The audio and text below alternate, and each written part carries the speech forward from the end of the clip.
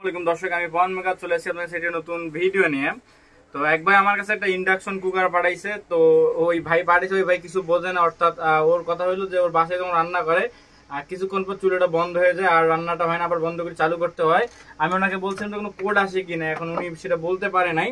তো জাস্ট আমরা আগে লাইনে দেবো, এটা যেহেতু এটা রানিং আছে ডাইরেক্ট লাইনে দিলাম, প্লাস অন ফাংশন, এবং আমরা একটু গরম করার জন্য এখানে ওয়েট করব।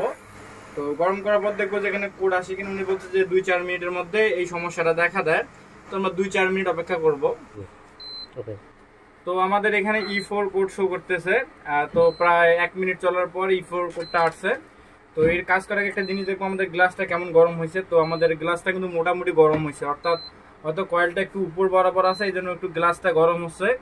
এটা গ্লাস সাধারণত অতটা গরম হয় না। তো আমি যেটা অনুভব করলাম, গ্লাসটা একটু বেশি গরম হচ্ছে। তো গ্লাসটা বেশি গরম হওয়ার কারণে এখানে যে সেন্সরটা লাগানো আছে, তো সেন্সরটা প্রবলেম করতেছে। তো আমরা এখন এটা খুলে দেখবো এটার সমস্যার সমাধান কিভাবে করা যায়। তো আর কথা বাড়াবো না, চলুন আমাদের ভিডিওটা শুরু করা যাক।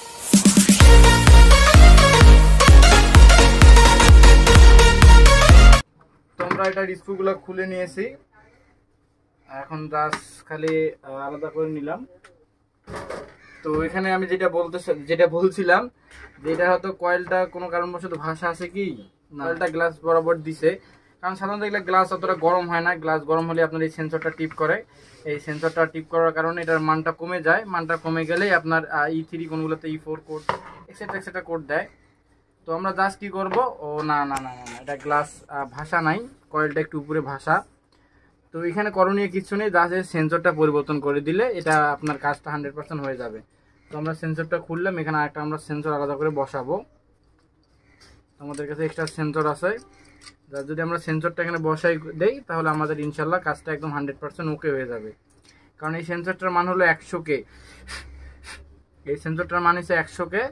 এখন এখানে মনে করেন যত আপনার এটা গরম হয় তত ধীরে ধীরে মানটা কমে যায়, কমতে কমতে মানটা একদম পুরো বরাবর আপনার জিরোতে চলে যায়। যখন জিরোতে চলে যায় তখন আপনার মনে করেন সিগন্যাল কোড পাঠায়, যাতে আপনার চুলাটা ওভার হিটের যে প্রোটেকশনগুলো আছে সেগুলো কোড দেয়।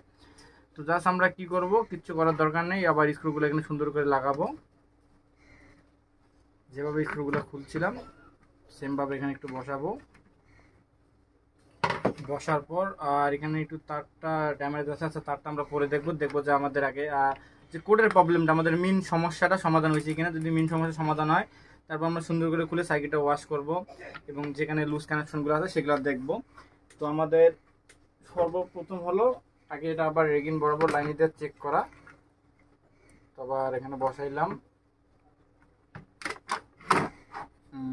দিলাম, আগে সিরিজে দেবো। তো সিরিজে অন ফাংশন ওকে, তারপর ডাইরেক্টে দিলাম, তারপর আবার অন ফাংশন। এখন আবার একটু গরম হোক, এখন বোঝা যাবে যে এটাতে কোড আসে কিনা।